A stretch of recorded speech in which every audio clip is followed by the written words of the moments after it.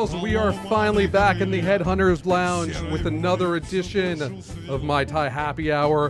Hambone is back from Oklahoma. I was in Oklahoma. So weird, so strange that you would be in another country. I go to a lot of states that I was never planning on going to again, and here I am. You've been to Oklahoma before. I have been to Oklahoma before. I've been there on tour. Yeah, it's got to be a whole different experience. Oh, I got a lot to say about it a little later in the show. So I just want you to know that we got a lot of angry comments last week because we let the music run too long while I did that tirade about something or another. See, because you put the music on post, you didn't realize just how long we ranted with the music underneath us. We did rant for a while. So right now, we just want to know what is on the show tonight, Hambone. So tonight, we've got a great show. I've recently returned from Oklahoma, and I've got a lot to say about that. We're going to talk about The Dark Crystal: Age of Resistance, out now on Netflix. Tiger Army has an awesome new album called Retrofuture. We're going to riff on that a little bit. And George has some first thoughts on Mr. Mercedes. I'm so excited to talk about Mr. Mercedes. I'm so excited for pretty much anything, though. It doesn't take much to get me excited about anything that's not like work or just, I think that means you're content in life. Construction, pushing stones and concrete around. Yeah, man. That, anything that's not that, I'm usually excited to talk about. That's great. I mean, it means that you're content in life and that you live a fulfilled life when it doesn't take much to get you popping. Most importantly, I want to know what cocktail you have for us today. So because of the new Tiger Army album, we're going to do a little riff on an old classic that has been renewed from sipnorthwest.com. I actually went and found this on the website. It's called a Tiki Tiger. Now, this is... Rawr. Rawr. You kind of have to do that. I feel like it's implied, but yes. Yeah. So this is going to be 2 ounces of Suntory Whiskey Toki, which is an awesome, awesome whiskey. 1 ounce of yuzu juice, which I'm going to go and on spec here and say you're not going to be able to find in most supermarkets. But I bet it's there at Stop and Shop in the Asian section. 1 ounce of grapefruit juice, 1 ounce of honey simple syrup, and 1/4 ounce of pomegranate juice. Now, this is important. You don't need a whole lot of pomegranate juice. So I'd recommend going out and just getting one of those little bottles of pomegranate juice because obviously you're not going to want to drink the whole thing, but you're going to have just enough for the drink. So what you're going to do is you're going to put all the ingredients except for the pomegranate juice in a shaker, and you're going to do what is kind of a dry shake. You're not going to add ice to it. And then you're going to pour it over ice in a highball glass, and you want to drizzle or float, if you can, the pomegranate juice over the top. Then you're going to want to garnish this with a cherry and a mint sprig. I'm not a fan of the pomegranate juice. Neither am I. I feel like it's one of those things that in very small doses, it can add a nice accent hint to the drink. But man, you could not get me to drink a whole bottle of pomegranate juice. I one time got a pomegranate version of the like the Orangina, and I just couldn't do it. Oh no, it just wouldn't work nicely for me. That's a bridge too far. I've just realized for our people on Periscope, they actually can see our leopard print my leopard print stand on there. We need to find a better tripod. Okay. I left mine. So I left all my camera equipment in my Enterprise rental car when I came back from Providence. Oh, no. Just like the mobile stuff. Oh, no. And I just haven't gotten around to picking it up. But oh, no. Yes, so I have like my little tripod and the clampy clamp that Albert Aiden told me to get. Well, at least they're holding it for you. Is stuck and trapped at an Enterprise rental car. Also, shout out to Enterprise Rent-A-Car. Always have a great experience when I'm riding an Enterprise and on the road. So we need to talk. Yes. How did you forget about Talk Like a Pirate Day for the 3rd year in a row? You know what, man? Because I was, for those listening at home and those checking us out on Periscope for the first time, I was in a pirate band called Bride and Bastards. And it's been over a decade since we broke up. And in the interim, I just kind of, because I'm not getting dressed up like a pirate, since the band's not together, it's just not at the forefront of my mind anymore. This is so sad. Like, is there a point in your life where you're just like, I don't want to be a pirate anymore. I don't want to dress up like a pirate and walk down the street, like walk to 46 where I used to work at like Borders and dressed up like a pirate. You just don't want to do that anymore. No, it's not that. It's just the band's not together. And I do, of course, I still have the outfit. Come on, son. Batman doesn't get rid of the bat suit. I mean, what if you find a girl with a pirate fetish? Then I'm ready. I got the thing right in the closet, and I've got easy access to it. It's ready to go. Like every year I wait for Talk Like a Pirate Day. Like I know it's the 19th of September every single year. It's not that hard to forget. I've clearly forgot for every 3 years single running. year. Yeah. And it's almost like it's sacrilege. So the reason why this bothers me so much, people, is because back in the day, maybe 13, 14, 15 years ago, I saw Bride and Bastards play Otto's Shrunken Head, which is an amazing tiki bar in New York City that you should visit. Not quite to the tiki levels of some of the other places we visit, but still very, very good.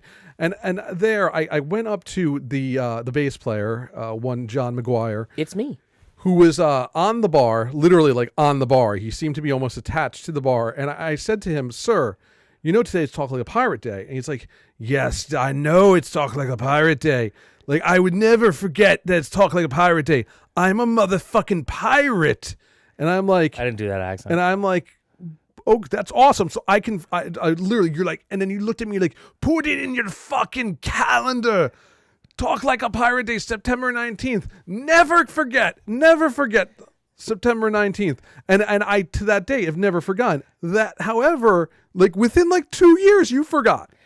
In fairness, we as a band completely forgot after that Talk Like a Pirate Day, because the year after, Talk Like a Pirate Day, Auto Shrunken Head was one of Bride and Bastard's best shows, bar none, hands down. Now, granted, I don't remember most of 2008. And there was like literally 8 people in the room too. It wasn't exactly the most pep, but it was one of your best performances. But we knew you. But listen, when you get off a stage and you know you're running white hot, it doesn't matter if there's 8 people, 80 people, 80,000 people. You know you have the goods that night. And it was cold, I remember. Yeah, it was unseasonably cold for September that year. The next year, we couldn't get booked on the Talk Like the Pirate Day show, probably because we only drew like 8 people to Auto Shrunken Head at 7 p.m. on like a Tuesday. To be fair, how many other pirate bands are there out there for Auto Shrunken Head to book? Clearly, maybe at least one that would draw more than us at that point. New York is, for those watching at home, a little hard to draw when you were playing in a band back then if you're coming from Jersey, because the clubs are like, well, we'll put you on a show and we'll put you on at like 7 o'clock or 7:30, maybe 8 o'clock. And it's just like, well, dude, anyone who would come to see us has to come from New Jersey. They don't want to sit in rush hour traffic to go through a tunnel to sit in New York traffic. There's no feasible way without a person taking off of work they're going to get here on time. So 8 people. You told me I would get like the bends and scurvy if I did not celebrate this holiday every year. So let me tell you, it was very disappointing when like I realized, I start a podcast with this guy. I think he's an actual pirate. I think, holy shit, what other podcast out there has a motherfucking pirate on the show? Like no one, not that I know of. I don't think there's even pirate podcasts that have it. Like we have a real pirate on the show. Legit. And Handsome John Miserable. And nothing, absolutely nothing. Failed. He's a failure of a pirate. His pirate card's been revoked. Your hook has been removed. Never had a hook. You had a hook. I didn't have a hook. I remember you used to play bass with a hook. It was the greatest gimmick ever. You forgot about that. You just go dong, dong, dong, dong. No, if it happened in 2008. Yeah. So just want to say very disappointed in you, Hambone. I think you need to do better. I will do better. I think you need to try harder. I think the world of pirates. I mean, it's not that hard. It's in my fucking calendar. I know. I only have one person to celebrate. I only have one pirate friend. It's me. And so I just want to let you know I'm very sad right now. It has hurt my feelings worse than the Twitch feed failing on us. Well, I'm going to do something before we talk about my first topic. I'm going to do something to make you happy. What are you going to do? What are you going to do? Please put your pants back on. Put your pants back on. Listen, I'm looking. My pants are on. I washed them. The jeans are tight. They're too tight to take off and put back on. So our friend... What did you do? Well, our friend Frankie, who makes the fun Funkos. Funko Frankie. He went and wanted to make something nice for your family. And he had sent it to me. Why me? Because you're special. And I've had this since July. I've been mean to you for the last 10 minutes, and you just trying to make me sad? I didn't commission this. He did this completely on his own, of his own volition, in his kind heart. I have had this since July 29th. That said, we've been traveling so much, and I didn't want to give it to you until we could do it on air. So you have a Funko. I have a Funko. What is this? And now Mr. Cookies has a Funko. Look how cute it is. Holy shit. And he's got his eyes. This is crazy. It does have his eyes. And he included a note. Hey, so Gabe was supposed to be sent out with your pop for your birthday, but I'm just getting around to it 4 months later. Hope George likes it. Oh, my Funko God. Frankie. Look, it's Gabe. Yeah. It's so cute. And it's a keychain. It's got his hair, too. Yeah, he got it right. Our friend Funko Frankie does a fantastic job. Allison is going to freak when she sees this. Yes, and that's why I was waiting until I was actually in the house so I could give it to you. George will put his Instagram in the show notes. You all should consider hitting him up. He makes custom Funko Pops. If you've got a friend or family member who loves Funko and would like to see a custom pop of themselves without them actually having to be famous, I mean, like I'm like a G-list celebrity, and I've even got a Funko Pop. Hit up our friend Funko Frankie. You are a pseudo influencer. Yeah, so I'm down on the G-list. I'm getting there. You influence like attractive online girls. Not enough. Not enough. Not We're enough. trying, but let's talk about that. You went on another secret mission this week that you will not talk about what exactly you were doing there. One day, hopefully, we'll have a whole episode about Hambone and his secret missions.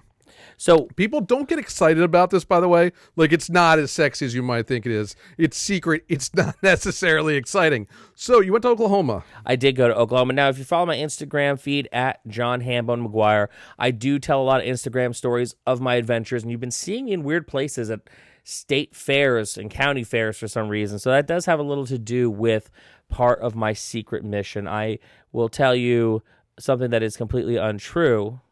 I am not a tester for rides. I'm just testing. My earphones were too loud. I'll put yours back up. What I was doing there was having some kind of fun and really just kind of taking in the scenes. Now, Oklahoma is a really interesting kind of place because it is the buckle of the Bible Belt. What does that mean? So, like, it's the most Jesus of Jesus? No, but it's the very end of the Bible Belt, and it just kind of nestles in right above Texas. And when I was there, I was walking around and I'm looking at like the buildings. I'm driving around in the town. I was in Oklahoma City and right outside of Oklahoma City. And, you know, there's some stuff that's run down, but then there's some stuff that's super gentrified. There's some stuff that's farmland. There's some stuff that's like a little hipper. There's some stuff that's like still a little mom and pop. And there's 7-Elevens there. And as I'm driving around, I'm like, man, it's like kind of like New Jersey, except that it's totally landlocked and like really big on Jesus. I never would have confused Oklahoma with New Jersey. When you're driving around Oklahoma City, you're kind of like, yeah, this kind of feels like Montclair. Do you mean the part of New Jersey that like should be annexed to like Alabama? No, I'm telling you, man, it is a crazy, crazy place because, you know, I was in other places in the Midwest recently, and it's very, very white. There, it's a cultural melting pot. Lots of different ethnicities there. There's also like some MAGA dudes, some good old boys, but then there's also like punks and like a really strong LGBTQ scene there as well. In Oklahoma, city? I was right outside of Oklahoma City. Ah, okay. And everyone is just hanging out and getting together. Like, you know, the South and places in the Midwest, I tend to think get a very bad rap. And in a lot of ways, it's really unjust because I'm here and I'm just watching everyone, you know, people walking hand in hand in the same aisle in the same direction as people who would definitely not want to see those people walking hand in hand because they don't agree that they should be able to love who they love. But man, everyone gets along. It was very, very interesting. Also, more beautiful women, like per capita, than I've ever seen in my life. Like, I've been like California. I've been like to places like where you would think, oh, this is where all the models hang out. There was at one point I was talking to a girl and I asked her, you know, because every state fair has different days. Like they have elderly day, they have special needs day, they have days for different schools. I was like, is today like pageant day or something? Because every girl here is gorgeous, like a New York 9 gorgeous. Not like, you know, me who's a Minnesota 6 at best. But I will tell you, I'm sitting there and I'm watching all these girls walking around. Weed is more or less legal. And, you know, I thought it was kind of hard or supposed to be hard to get like an emotional support dog or a service dog. Man, I saw at least 20, 30 emotional support dogs every single day with the cute little emotional support dog vests on them and everything in various different sizes, like dogs that were like, man, I don't know if this is really an emotional support dog. That's like, you know, a Shih Tzu. But nonetheless, I mean, the place is full of beautiful women, legal weed, and emotional support animals. So I've always wanted to get you an emotional support animal. There have actually been conversations about getting you an emotional. Oh my God, I would love it so much. But it would be a guinea pig. I don't want to get. That's about the level of like your emotional support dog. I had emotional support creature. I had a hamster once. He was my emotional support hamster. He was murdered allegedly. I can't prove it, but I know who did it. Have we ever talked about Henrietta on the show? Sorry, I was camera zooming. I was having my Okada moment. We don't have that. Anyway, feature. We can't super zoom. You're still not answering my question. Henrietta. Yes. Have we talked about Henrietta? Well, and like maybe 20 episodes ago. Where we had to like do the funeral at sea at Crystal Lake. Yes. By the bowling alley. Yes. Okay, I will never talk about her ever again. Yes. Sad. We already went sad. You already almost cried when we moved to tears. Let's keep going happy. Let's keep getting weird. So what cool shit did you do in Oklahoma? So it's interesting too because like, you know, when I'm there, it's a great mix of people, and everyone's getting along. Everyone's like being really cool. And Hello, David Weissman. Thank you for joining the show. hey, man, while I was there, I was like, well, I'm at the fair. I'm going to go try to play like some fair games. Like maybe I'll win my goddaughter something fun. But then it like rained, and like I saw like a bunch of bugs, and I was like, man, I don't want to risk getting like a wet gizmo from like my goddaughter. I was like, I'm just going to order on Amazon. So like, I went around the fair. They had like these crazy, I've been to other places where they had everything fried, but the big move at this fair was it was a giant turkey leg, like a Ren Fair turkey leg that was wrapped in bacon. And I was like, I can't. I thought about it, but then I watched people eating it, and like every time like I'd see people eating it, they were really excited, and then I'd see them again like a few minutes later, and they were like overwhelmed. And I'm like, that's a level of anxiety that I just can't handle right now. That's a heart attack on a bone. It is a heart attack on a bone. And then I heard about this amazing breakfast spot called Waffle Champion. And let me tell you something, ladies and gentlemen. When you put champion in your name, that's a high bar. That's something heavy to lift up to. Well, I got up early one day and I went to Waffle Champion and I got the chicken and waffles. And their chicken and waffles are done like this. You have this beautiful waffle and it's shredded chicken and then fried green onions that are just sliced thin, like kind of like they're like potato sticks almost, but they're like chippies and they're just stuffed in there with a little bit of like they drizzle like the syrup in there as well. And then they roll it up like a burrito. So it is a chicken and waffle burrito. Now listen, whatever kind of religious affiliation that you have, whether you're an atheist, whether you're agnostic, whether you're a Catholic, Christian, Episcopalian, whatever it is, I put this burrito in my mouth and I took one bite. And I will tell you that to me, that was the moment that I proved that God was real and he loved me. It was the greatest. Like, I'm getting emotional just thinking about it. I almost cried. It was the greatest breakfast I've ever had in my life. Like, there's no reason why chicken and waffle should be that good. But it was Waffle Champion. If you were in the Oklahoma City area, you probably already know. But if you don't, now you do. For the love of God or whatever deity you subscribe to, go to Waffle Champion. I never want to brunch again. Okay. Well, you don't because you never come out with us. Well, ever. We will go soon, man. So I will tell you, they had like a lot of like, it's a fair. They had like a lot of cool like tchotchkes, things in there. I had a lovely woman and her daughter next to me. They were selling crystals, which was fun. And then I saw a lot of people in like really weird T-shirts. Mm-hmm. But like, there's like weird, funny T-shirts. And then there's the shit that I saw out there, right? So first and foremost, dude walking around the Pornhub T-shirt, that's a weird flex, but man, I'm with you. Then there was a guy in a T-shirt that said, I'm not gay, but $20 is $20. Then there was a guy, and he was like this skinny, like really skinny beanpole looking guy, and he had a shirt, and instead of saying like beware of dog on it, it said beware my wife. And then from the wine area, because where I was right by like where they had the wines and the artisan beers and everything. And I heard this woman screaming, "Get over here. We're waiting for you." And I turn and she turns, and she's easily a very, very much larger woman, very much larger than that guy wearing the Beware of Wife T-shirt. Well, hers said his wife. And I was like, well, that's also a weird, auspicious flex. Saw some frat boys there. Now, the frat, you always can tell a frat boy just by the way that they dress, and these guys were no different. I mean, the one dude had a shirt that said, "I support single moms," and it was a stripper on a pole. The other guy had a T-shirt that said, "I came to party," and it was two girls about to have a kiss. And I mean, these guys looked like they were just one hop, skip, and a red cup away from a Me Too at all times. So I'm just like, wow, man, these, they're really up on these shirts in Oklahoma. And then I started feeling left out, and I thought to myself, man, I want to get a weird shirt too. So this is not the shirt. This shirt I actually got at Walmart in Nebraska for $5 on clearance. Oh, you're going to undress on air? I'm going to undress on air. It's a 2XL, but it's slim fit, so it fits nice. Oh my God. Here it's happening. So it's I happening. was like, man. Careful the microphone. There's got to be. Are you sure? You touch the microphone a lot. I will get it. So there was a point when I was like, man, there's got to be some cool shirt. There's got to be something that's a Hambone shirt. And there was this Native American gentleman who had a very lot of like Native American style shirts, like wolves and like, it was our land first. And I don't know, a bunch of other stuff. But they had this one particular shirt. It's got to be a cat mounting a unicorn. Let it be a cat mounting a unicorn. You're close. I'm close? Oh my God. Please take the shirt off that you have on top and let this crowd see it. Let the audience see it. They can't see it now. You're too tight. You're too tall. You need to sit. You need to lower. You need to get on your hands or knees. There you go. There you go. Right there. That's all we need to see.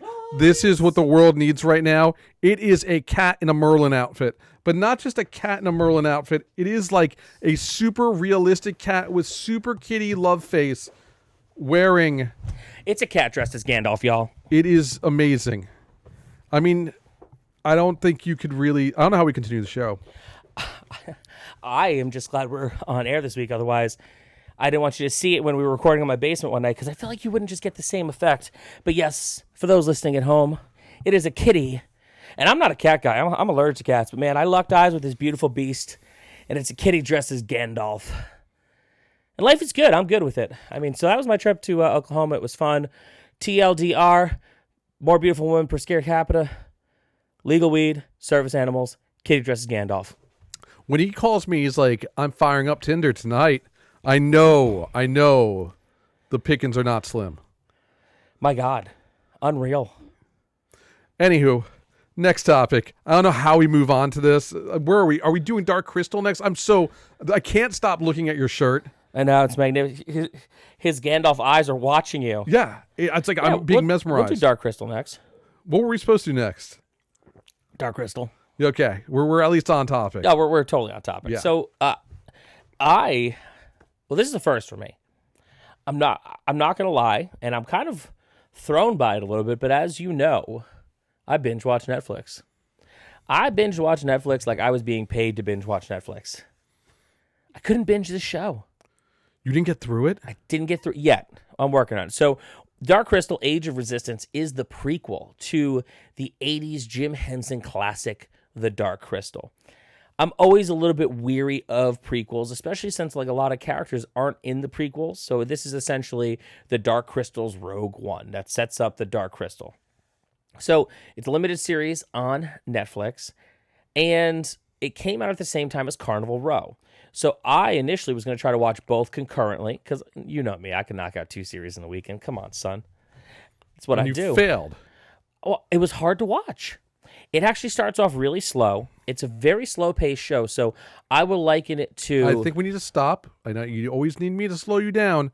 You need to tell people here who have never seen Dark Crystal and only know it as the Evil Muppet Show. Yes. What exactly Dark Crystal is. So Dark Crystal is a battle between the Gelflings and the Skeksis. The Gelflings are somewhat like elves, and the Skeksis are all like rotted vultures, and they battle for the fate of their world. And it's all over a crystal which essentially powers the world. So Dark Crystal Age of Resistance takes place when the Skeksis are still the high rulers of the world before they eventually betray the Gelflings and take over. And I know, you're falling asleep, aren't you? Because you're already bored with this.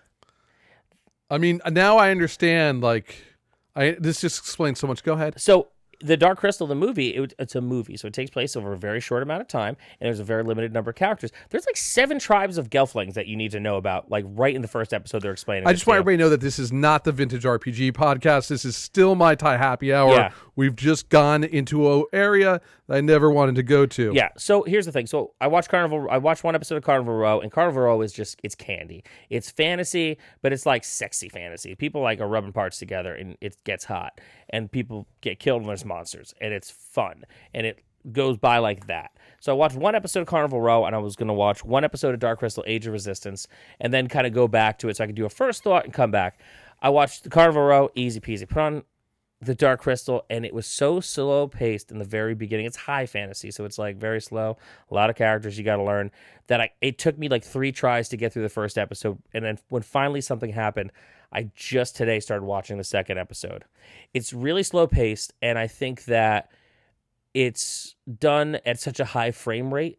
The HD is too much for Muppets that look like this, because look, we can let a lot of things go when it's Kermit, Fozzie, or Miss Piggy, but when it's an elf humanoid creature, its HD is too much for Muppets. Too much HD for Muppets, Hambone. Yeah. Too much. Do you have any idea what the hell you're talking about right now? 100%. This is insane. Yes. We're literally talking about the frame rate of Muppets. Well, there's a reason I'm talking about this. Let me keep going, mon frere. Fine. The frame rate is so much that, like, when you did it in the past, there's enough darkness going on that there's an atmosphere, and like you're not really looking at it like they're they're creatures. You're not trying to look at them kind of humanoid.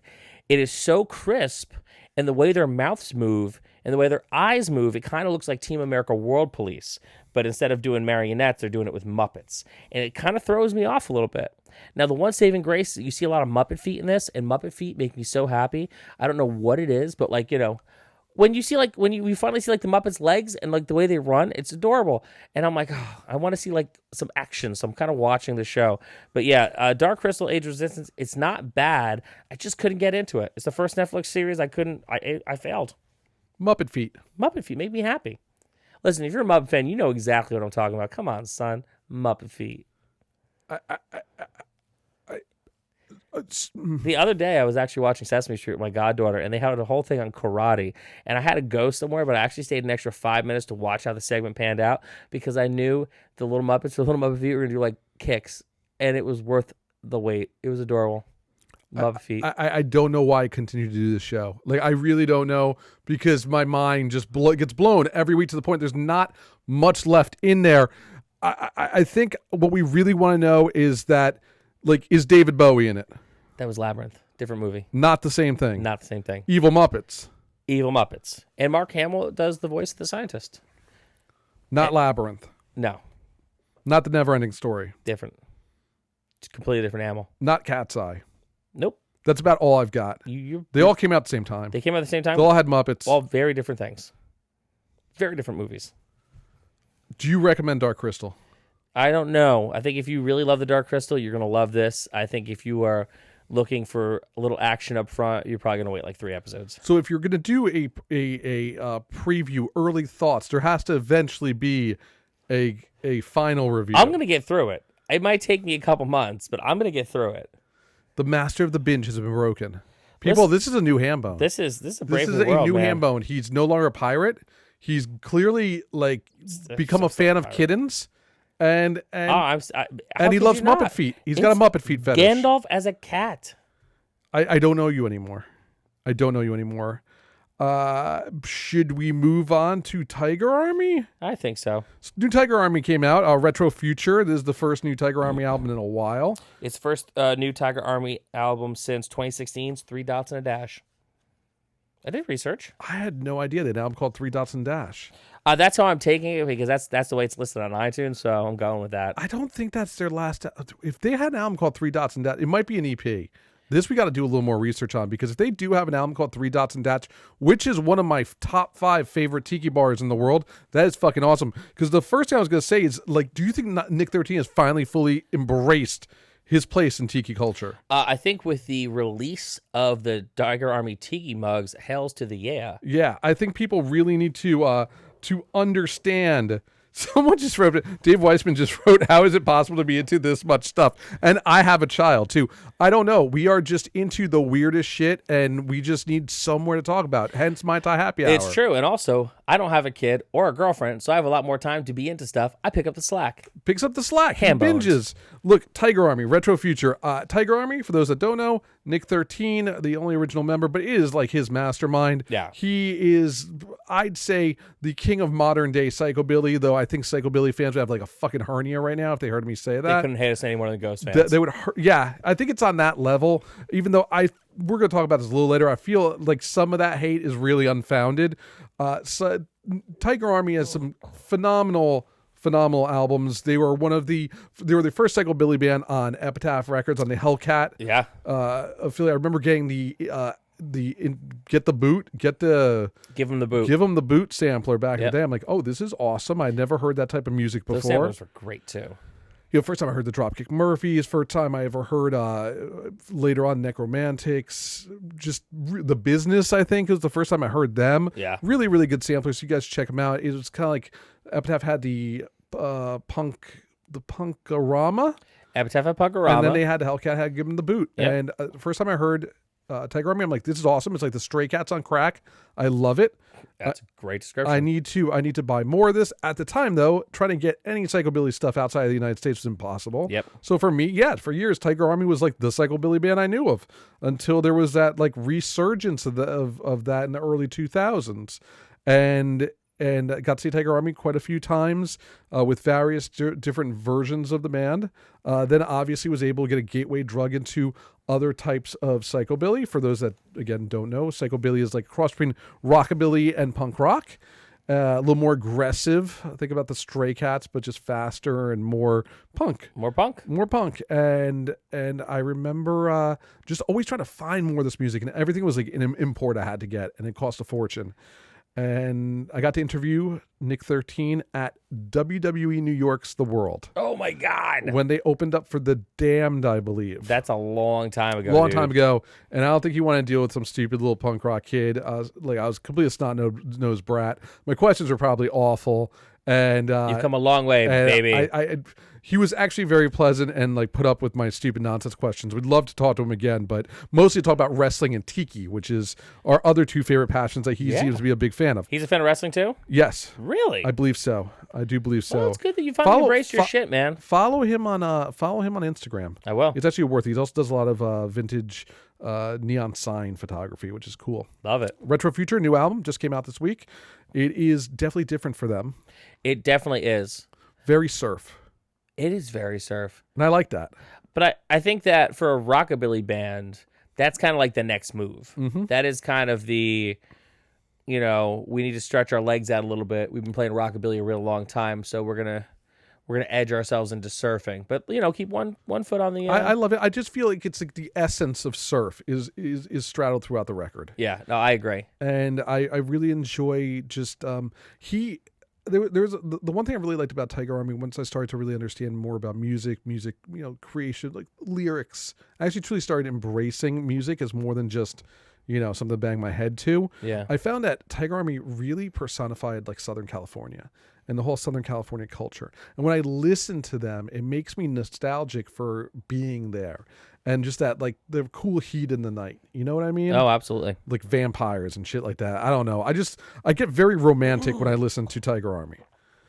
And I know you're not the biggest psychobilly fan. I'm not. Though I have taken you to Coffin Cat shows and some bands that you have really enjoyed in the past. What do you think of this album? The album's fantastic. I think I was definitely surprised when I turned it on, and I was like, this is a little more surfy than I thought. Especially since last week we just talked about the new Calabrese. Yes, which is definitely more horror punk. And it's another album where it almost feels like I don't want to say an evolution for the band, but it's kind of a slight pivot where, they went, a little more later Danzig, and this album goes a little more surfy. I liked it because there's a lot of songs on this record, and I am a staunch supporter of, get it done in 10 songs or less, or I don't want to listen to this album. However, this album doesn't feel like it doesn't feel like long. It doesn't feel like I hit the song 10, I'm like, oh my God, I have to listen to like so many more songs. Like, oh man, this is great. Like I just put it on my car today, I was driving around, and the album's over before it starts, but it's really good, and the stuff that is really memorable sticks out. My favorite track on it is Black Neon. Mm-hmm. Very, very good song. Very good song. And it's great for a rockabilly band to have every song not sound exactly like the song before it. Like there's a really nice common thread through the album, and that said, it doesn't have that whole like, all right, we kind of wrote one song and then we wrote every song around it and they all kind of sound the same. It's really good. My only complaint on the album, and this could be the manner of which I'm listening to it. I'm listening through Apple Music in my car. The vinyl is not out yet. I think there's a little bit of a delay on it, so I'm not going to quite hear what it sounds like on my stereo system. But I find that it's lacking in bass. Not necessarily upright bass, but just the drums are very, very low in the mix. 100%. Am I? That sounds about right. I was thinking the same thing. Yeah, I just wanted a little bit more oomph when I was listening to it. And again, it might have been by design. It could have also been because I've been listening to it through a streaming platform. Yeah, no, I was listening to it through Apple Music as well. And granted, I'm glad you said that because I always feel like when I say it, it's like, of course he said he's the bass, but of course he wants more bass. But yes. Yeah, needs more bass. Needs a little more. Well, I think the drums. I think when I say bass, I mean more bass drum, because the upright bass, obviously you hear the slapping that is quite present. I think it's just the drum. I just want to hear that bass drum a little deeper. Again, when I get the vinyl, I'll have a final opinion on that. I do think that Tiger Army got lumped in a lot into that like MTV generation, even though they were never. I mean, this is a band that's been DIY from the beginning, has been cutting their teeth in that Southern California scene and just doing great music. I don't know why so many people were so dumb about them back then. When I'm talking about that, I'm just being like anybody who like has to go to the Asbury Lanes with their pompadour perfectly coiffed and their shoes shined. Well, your hair is just how your hair is. That's because your hair, if you didn't do your hair, it would be like, you know.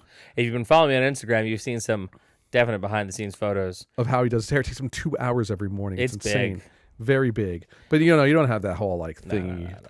More like an Elvis. Yeah, I think that for me, I heard Tiger Army more when The Living End, people started talking about The Living End because there was a good... And I want to be very clear here, The Living End are horrible. And they're not a rockabilly band. Well... It's like, oh my God, we put an upright bass in our band and now we're like cool and hip. Is that where you're going? I'm sorry. Yeah, well, that was the thing. Like, we had heard of Tiger Army. We had a great rockabilly scene up in northern New Jersey for a very long time. And then people started like, oh, this song. And then they started looking into other bands, and like it kind of like led down a trail that led to things like Tiger Army. If you've been weaned on the Meteors and Demented Are Go, this might be a little bit different for you. But look, I grew up with like the Coughing Cats and bands like that, and that's what I love. What I'm saying is like they got drawn, people who would normally not be into this kind of thing got drawn in there by that. And then like once they were like, wow, this kind of sucks. Oh, here's Tiger Army. We're still in it, you know? Yeah. No, The Living End, I can't even put them on the same... I saw them at the Warped Tour. It was so bad. Yeah. I was like, what is this? Is it like, oh, we're just going to have a gimmick. We pay an upright bass. Do you know how to play upright bass? No. Could you do it? If someone put it in your hands, could you do it? I could probably figure it out. Probably could, because there's no frets. That's the worst part for me, is trying to figure out where the things are. And I think you play on the fret marker. You don't play between the fret markers. Yeah. If I've heard correctly. I've never actually tried. I've always been wondering this. If someone were to put a 6-string bass in your hands, would you know what to do with that?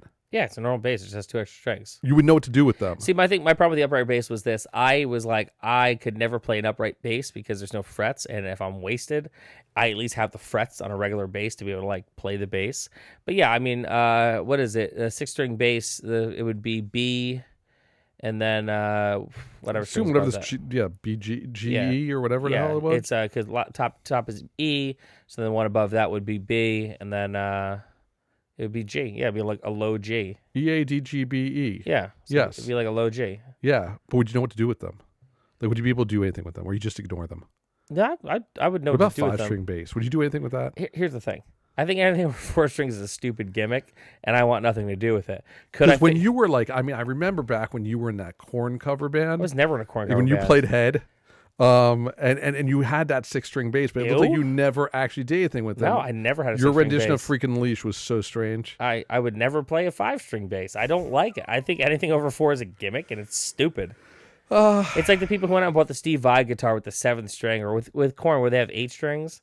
It's just like, dude, if you can't get it done with 6 or 4, then go fuck yourself. You ain't gonna get it done with anything else. I think it's more people just don't want to go down on the neck. They could just keep going down. Just tune lower, man. I've got nothing. Come on. I don't know. I've just always I want to find those photos of you in like the leopard pants. I've never worn leopard pants. Yeah, you keep telling them that. No, it's not even a ruse. It's not even like, hey, I challenge you to find it on the internet. It doesn't exist. I've worn skinny jeans. I've worn girls' jeans, but I've never worn leopard pants. You fit in girls' jeans.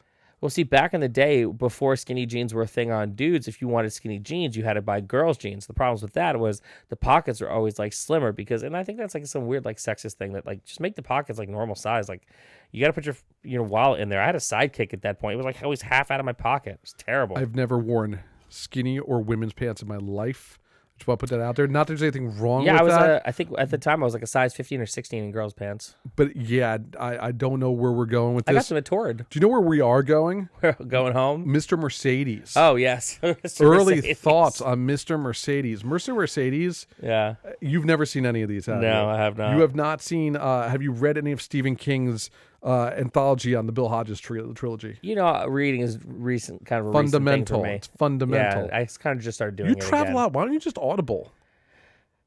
Because a lot of times when I'm traveling, if their voice is not the right voice for me, I'm going to fall asleep. All right. Well, that's fair. That is very fair. Yeah. So anyway, Mr. Mercedes Season 3 just launched on, I don't even want to say it because fuck AT&T, but it's on the AT&T Uverse, I believe. I don't even know what the hell this thing is. Like, I think you have to have DirecTV. I don't really get what exactly it is, but I get it from alternative means because that's a lot better than paying for anything AT&T makes.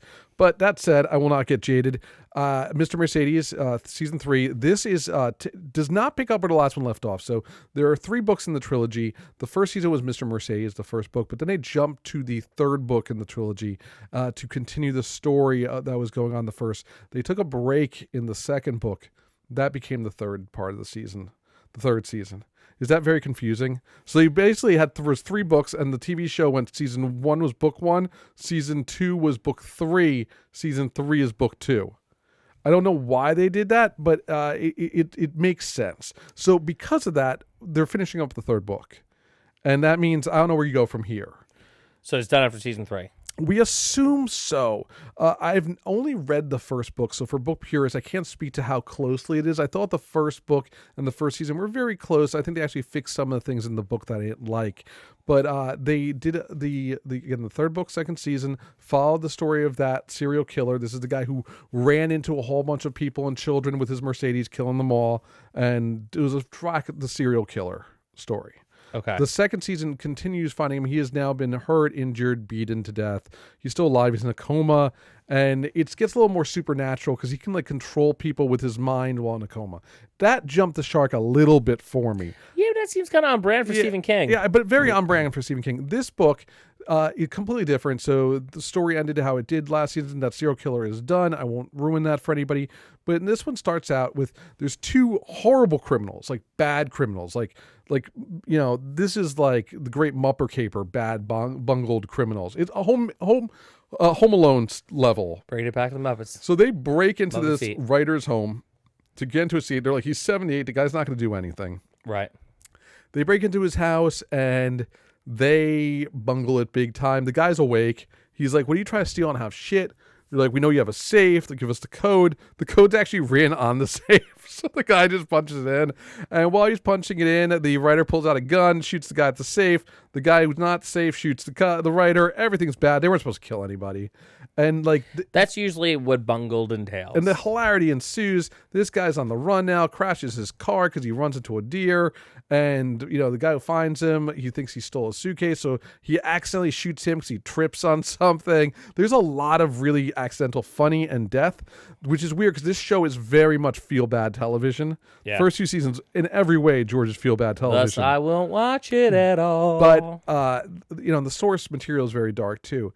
But I found the first episode to actually be lighthearted enough in the fact that they're funny while they're killing people. Like in a Fargo way? In a Fargo way. Fargo's a perfect example of that. That's actually a great analogy. I'm good at what I do. And so I'm enjoying it. Again, if you guys are a fan of Stephen King, if you read or haven't read the book, this is actually one of the better adaptations. I was saying before, it does wrap up with this season. We'll probably wrap up this book. There was another book he did last year called The Outsider, which follows up on the periphery cast of Mr. Mercedes years down the line. So I'm curious. I was curious first, maybe they'd make that the 4th season. That makes sense. But that's been licensed for a movie. Yeah. So that probably won't happen.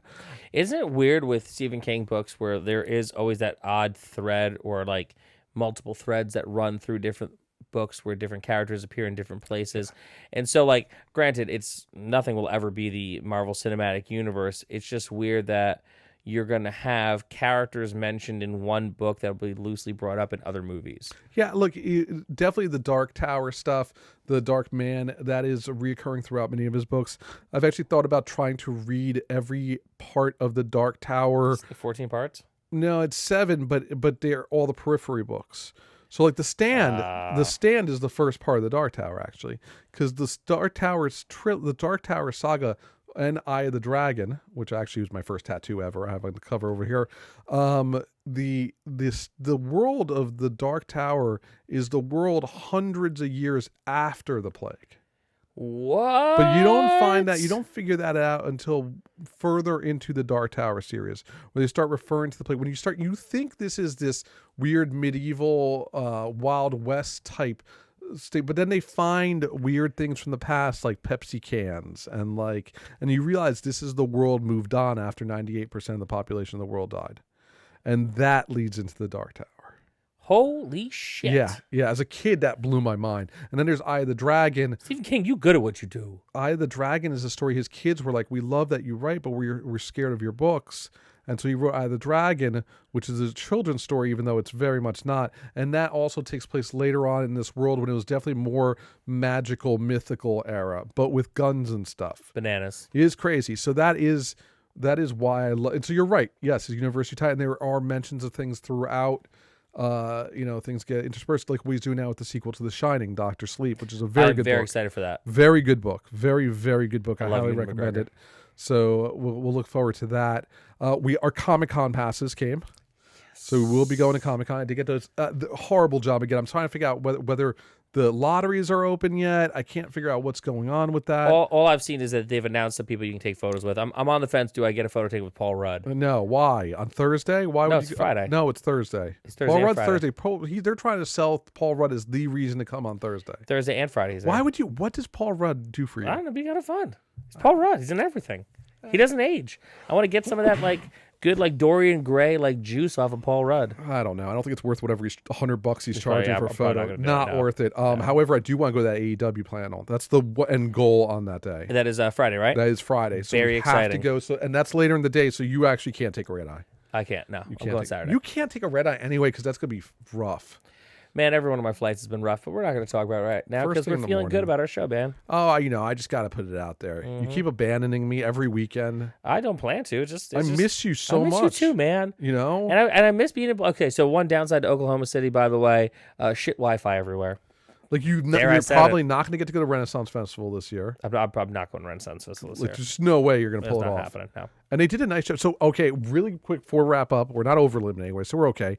Renaissance Fair in New Jersey. I plug it in New York, in Tuxedo, New York. I plug it every single year.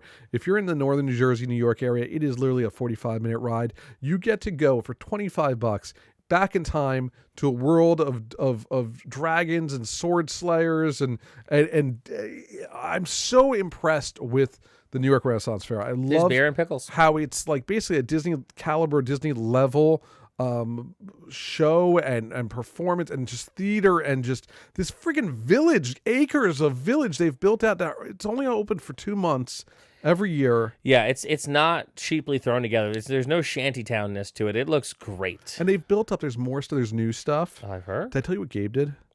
He jumped on stage, right? Yes. So there was a new cat and rat performance. There's a new area they built out and there's stunts with cats and a rat.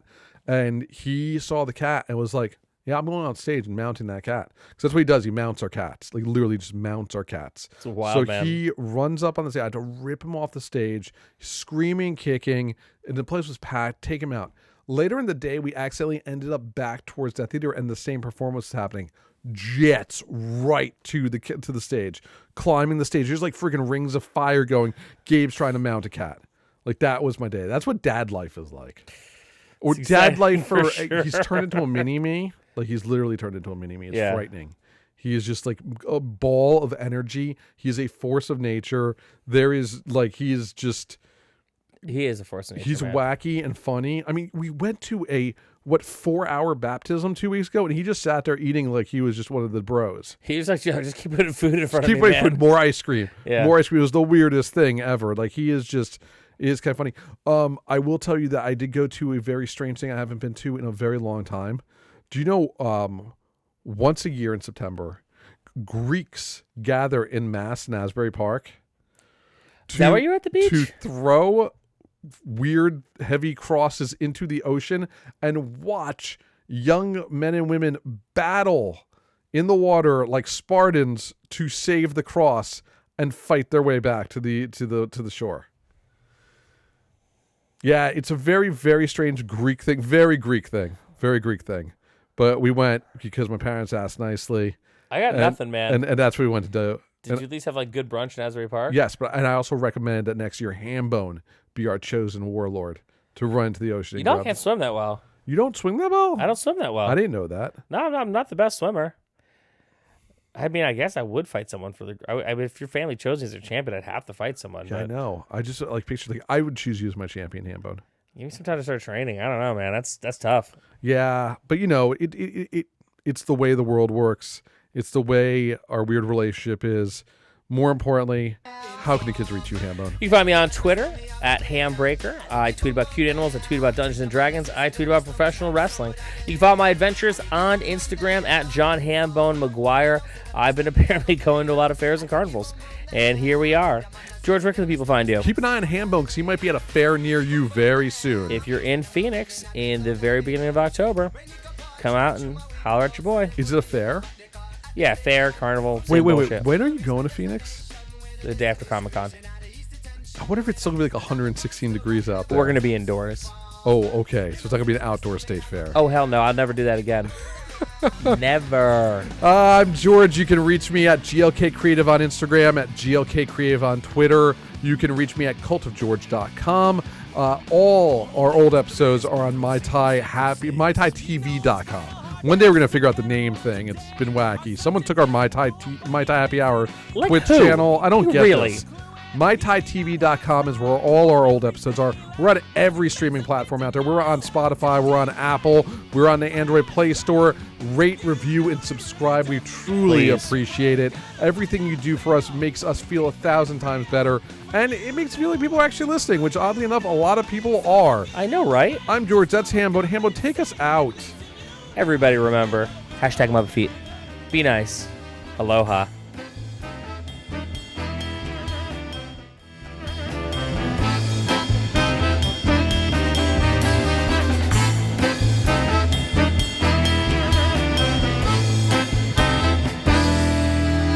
Перебиты, поломаны крылья, серые